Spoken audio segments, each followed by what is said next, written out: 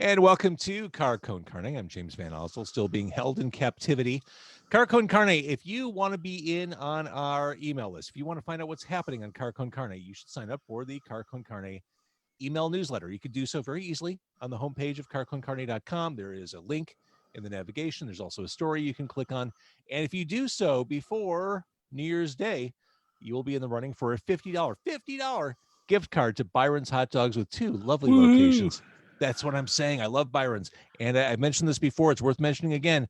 They have Green River on the fountain. Byron's Hot Dogs on Lawrence, also on Irving Park Road. And while I'm on the topic of food, it is a blessed event. It is always one of my favorite shows of the year when Mike Gebert of Fooditor joins me. Author, writer, year after year, he has cranked out the Fooditor 99. This year being the year that it is the Fooditor 33, Chicago's best new places to eat. If that isn't a sign of 2020, I don't know what is. Before we dig into the stuff I want to talk about with you, we should provide you should provide a disclaimer for what's going on with you. Okay, so I think I have mono, and the result of that is that my tongue is swollen up, and that's why I sound like I'm drunk here. I am not drunk. I'm not drunk podcasting, I assure you. Although you would not be the first guest to be drunk on the show. If you went I that suspect route, not. it'd be perfectly fine with me. I'd be okay with it. There are no rules during the pandemic. I'm just sipping. That could be straight bourbon. It wouldn't bother me. Yeah, I'm just sipping tea from my Fooditor mug here. So and I want people who are watching or listening to know, I did say to Mike, if you want to wait and do this another time, it's okay with me. I understand. But Mike, being a professional journalist that he is and dedicated as he is, he said, no, we're doing it live. And here we are. Here we are. Thank Hi, you. Mom. I'm not drunk. I'll try not to throw any challenging polysyllabic words your way so we can muscle through this. So Fooditor is a website. Like I said, every year we get the Fooditor 99. This year's the Fooditor 33. It is all about dining, the politics around the dining scene, the tastes of the dining scene. Knowing that this has been such a nightmare year for everyone, but for the service industry with closings, jobs lost, the emotional toll. Can you tell us some good news about the Chicago dining scene that we can take with us into the I think there's been a lot of creativity this year on the dining scene from people who found their regular gig wasn't going to make it in this situation. So they found ways to innovate around that.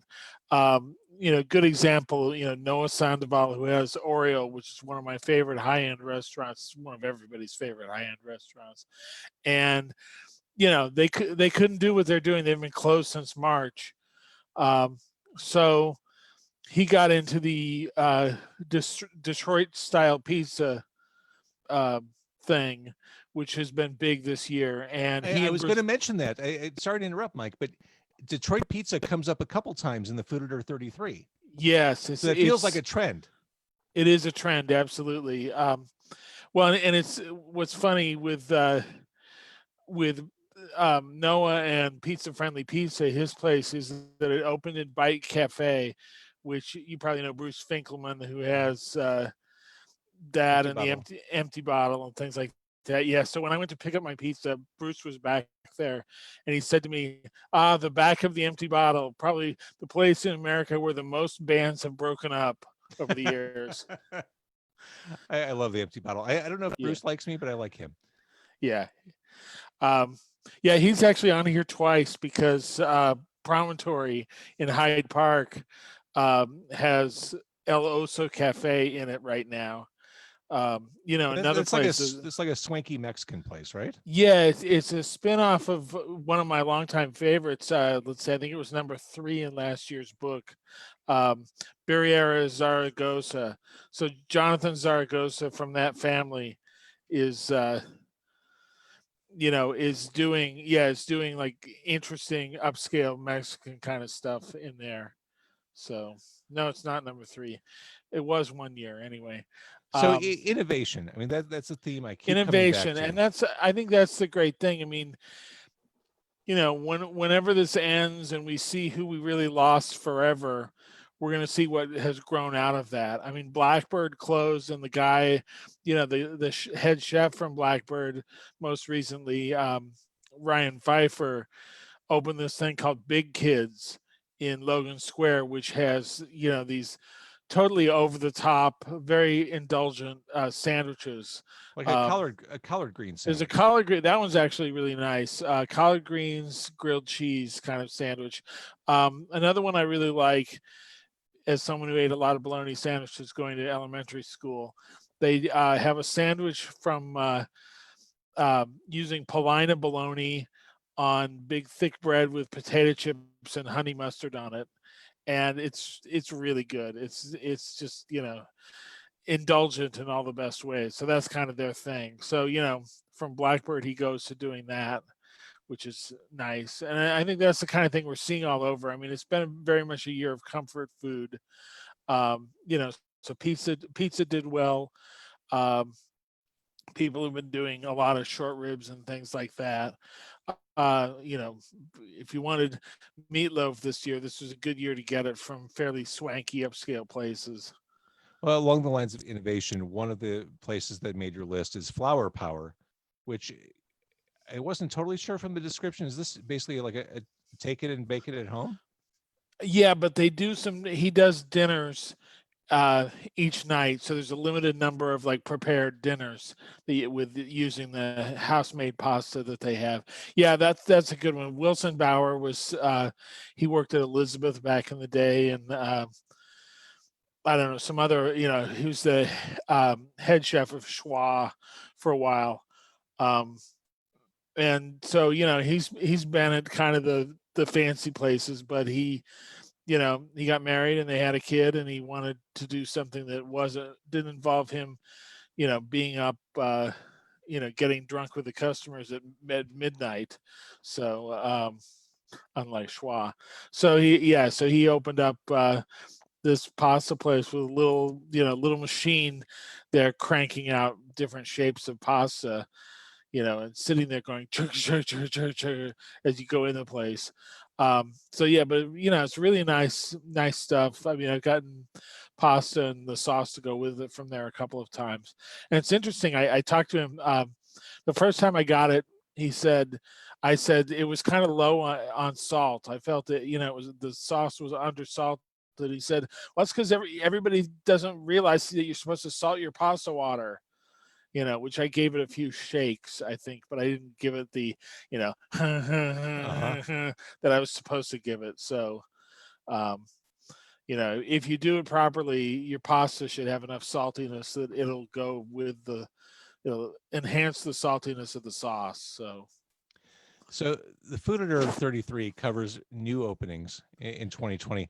What a year to open. I mean, you put Yeah. your life savings, your heart and soul into opening a Yeah, restaurant, that's and then really rough for the people who open a restaurant based on the pre-COVID model, like Ever, which is the only really fancy restaurant to open up this year.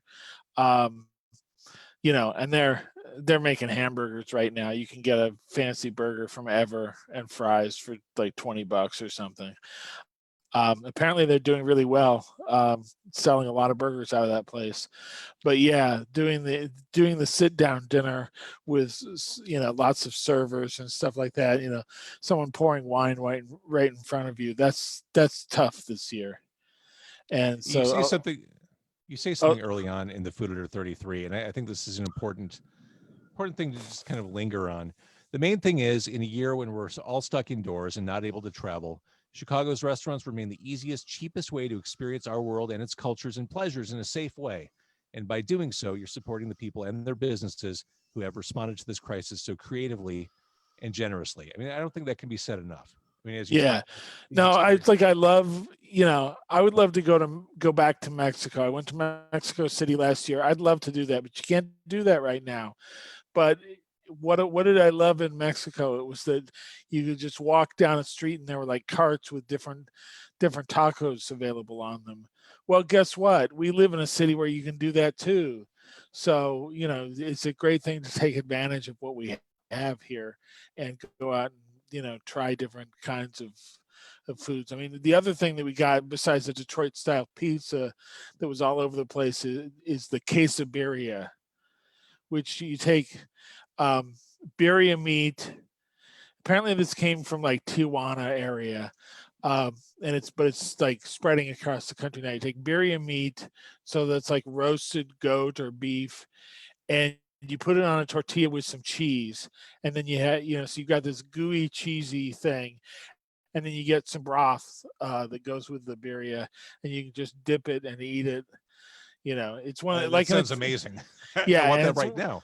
it's one of those things. It's like Italian beef. You once you start dipping it, you've got a time limit. You better eat that thing quickly. You So mentioned Italian beef.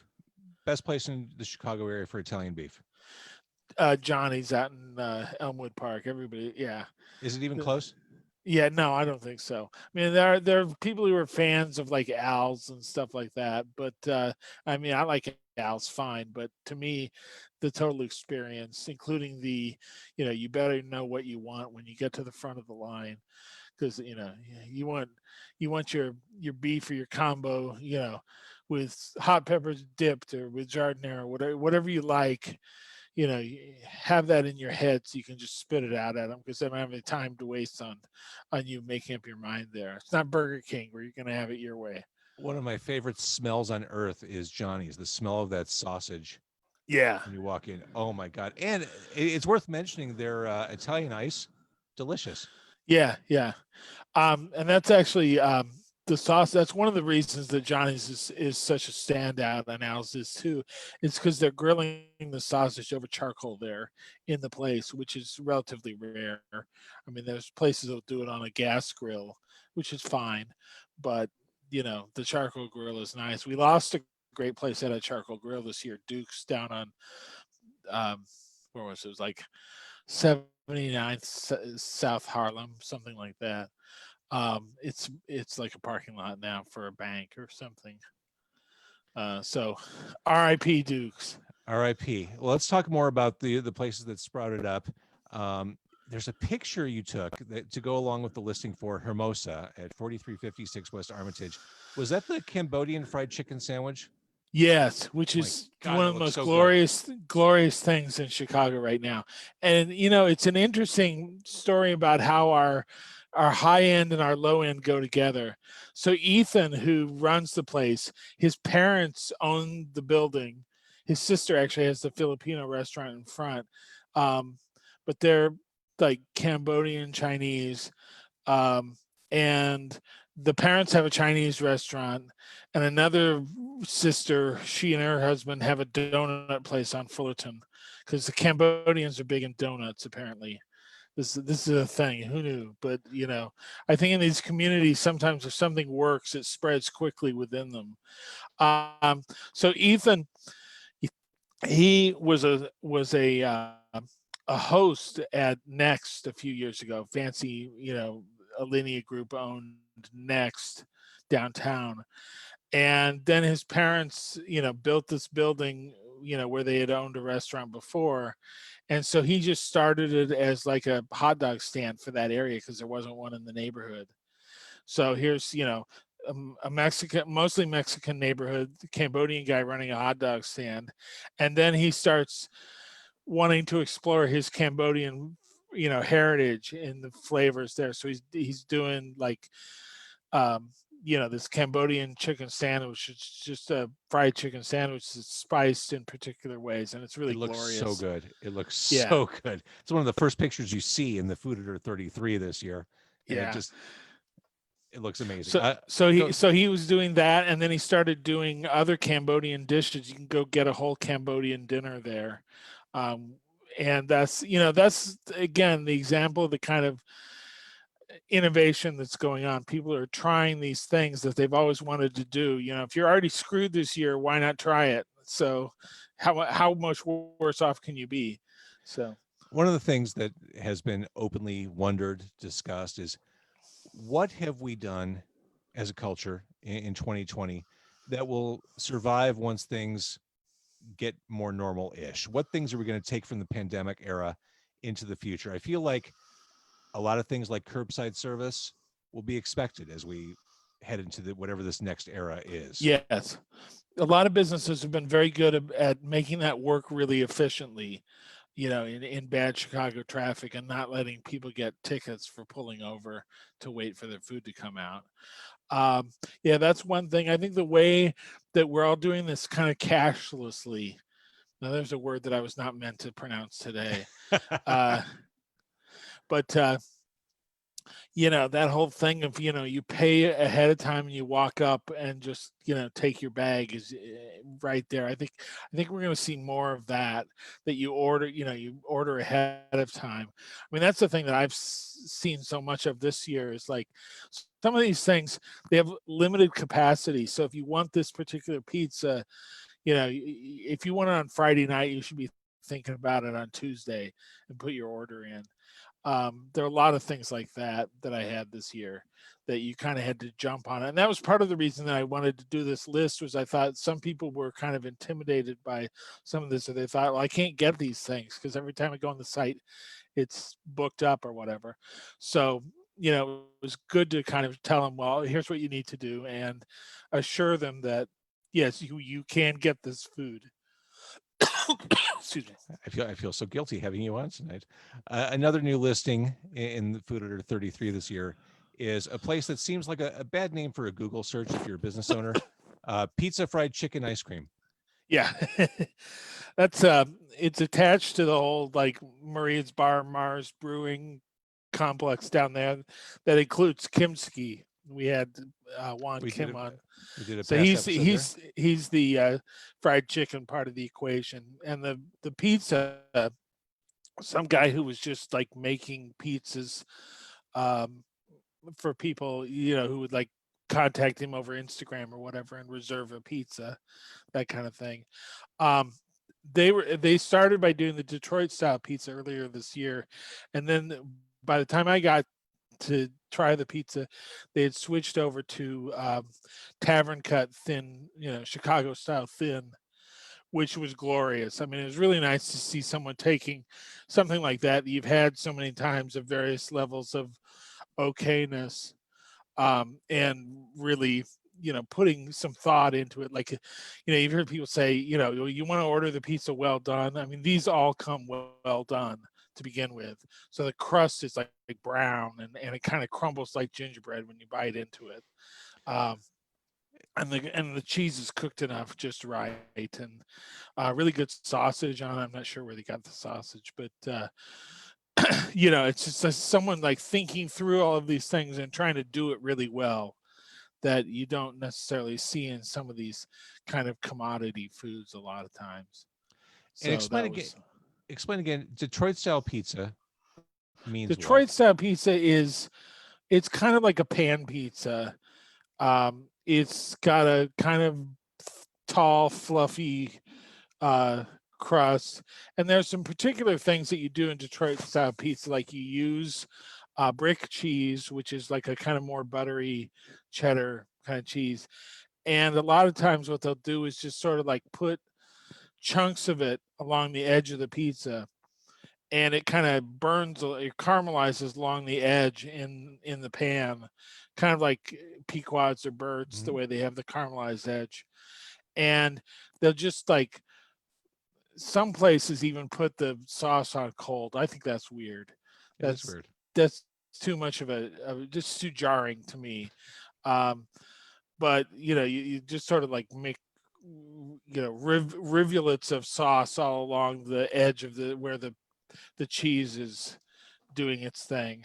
So it's a distinct weird kind of style, and it's taken off in a big way here this year. It's nice because you get you get like these square slices, like the pizza friendly pizza one. It's like nine squares. It looks like Hollywood squares in there.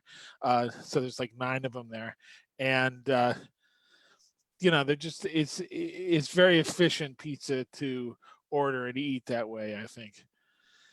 All right, let's keep going down the list. What's the brewery in Humboldt? Yeah, it's called Orkanoy. I didn't want to pronounce it. I was scared. Yeah, because it's got weird characters in it. It's interesting. Humboldt Park a million years ago was Norwegian. It hasn't been that for a long time. But so they went for kind of a Norwegian theme with there's like use of dill and it could be like smoked salmon and capers on a flatbread kind of thing. And so, but then they also, I mean, it's kind of like hipster modern Norwegian. So you get, one of them had like kimchi on it, as well as these supposedly Norwegian things. I don't know if you find anything like that in Norway or not, but I think it's kind of relating to some of the really upscale Norwegian restaurants like Faviken that have been popular in recent years. So, so again, you're in Chicago. The great thing is you can go get for $11. You can go get lunch that is inspired by some place that'd be $500 to go to in Norway.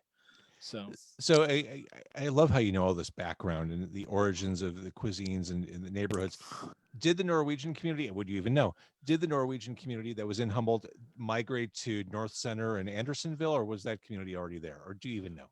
I think Andersonville was around the same time, and it's kind of hung on a little longer than the Norwegian one did. I think what happens a lot is if there aren't people continuously coming from those countries, is like after World War II, we got a lot of Germans continuing to come into Chicago, but pretty soon Germany was very, economically healthy, so people didn't need to migrate here to find opportunity. And once they stop emigrating to this area, the writing's on the wall for a neighborhood. It's not gonna last being that kind of thing for very long without like fresh people moving in. And eventually, it's like this used to be the biggest Lithuanian city in the world, bigger than any, more Lithuanians than any place in Lithuania. And eventually they're just Chicagoans that live somewhere in the suburbs, you know. And that's what happens. One time I there's a pizza place on the south side called Pizza Castle, and I went there one time. I was asking the guy about it, and Pizza Castle is apparently the last survivor of a Danish neighborhood on the south side. Who knew that there was such a thing? But the guy's name is Jensen, and so a Danish guy making pizza is the last vestige of Danish Chicago, apparently. I can't resist a good portmanteau. There's a place in Bucktown called Fodega. Yes, that's a good place. They're doing, like pho and some other dishes like Hainanese chicken and rice, which is a popular, very simple comfort food. Pretty much all it is what it says, chicken and rice. And so they opened this place because there wasn't really pho down in that area, and they made it kind of like a bodega. It's got there are things to buy there and stuff as well. I forget what they're selling there. Not phone cards and cigarettes like you would normally find, but yeah, it's a fun little place, and that was one that opened before all this went bad. Um, and that's kind of a tough one for me. It's like I haven't had pho since all this started because it's not a very portable dish. I was about to say, I think I like pho, but I've never not spilled or made a mess of myself eating pho. Right. So imagine taking it home. It's like there's um, a ramen place out in the burbs somewhere, like out toward Park Ridge or somewhere, that people are really big on. And I went there once, but I think it lost a lot of its magic riding home from Park Ridge in my car, and then me trying to reassemble it at home. Yeah. Uh, so that's one that I'm waiting for when they can reopen and I can just sit at the counter and have ramen the way you're supposed to. But yeah, so if it's too far away, that's kind of tough. Um, that's definitely one of the things we're seeing this year. We mentioned North Center briefly. There's a soul food place that sounded awesome. In fact, the picture you included in the Fooditor 33 looked amazing. Lizzie J Cafe. Yeah, she apparently was a caterer for the African American community, and then she opened this little breakfast place right next to a ramen place, by the way, that's on the list, Menyagoku, their neighbors. But yeah, no, that I went there for breakfast with my son before we, weren't allowed to dine in anymore, and yeah, it was really nice. and a lot, a lot of, she seemed very outgoing, a lot of personality, and that's I like that in a breakfast place too. That's what you want from a soul food place. Right, a soul food place. You want you want it You to want feel like hey, come over for our family meal. Like, right. Well, that happened recently. I went to one of my favorite places, it's been in the book for many years, on the south side, called Five Loaves Eatery. I've gotten to know Connie, who runs it, pretty well. And so my sister was visiting, so she wanted to see stuff on the south side. So we drove around there, and then for lunch we went to Five Loaves, and there was a whole family there that I think had just come from a wedding or something like that. So they all get up and they're like linking hands, and they're all, and the grandpa is saying something about family, and so we're Connie waves to us to get up, so we get up and like hold hands and wish these people well, and it's like, how much better does it get than that? yeah. It's the warmth of restaurants. I mean, that's, to me, that's the point of going to them, or one of the points anyway. I agree. All right. So the Fooditor 33, this is a download. You can read it right on the website on fooditor.com. One Right. thing I will Just urge print people. it out. Perfect.